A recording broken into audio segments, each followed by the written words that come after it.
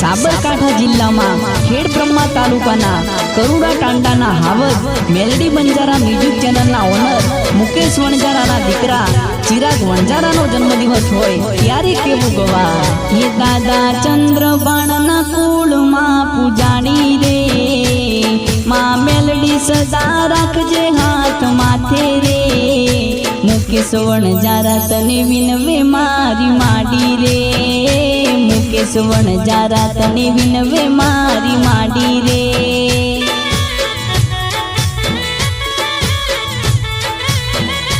હો વણજારા સમાજનો એક તું આશરો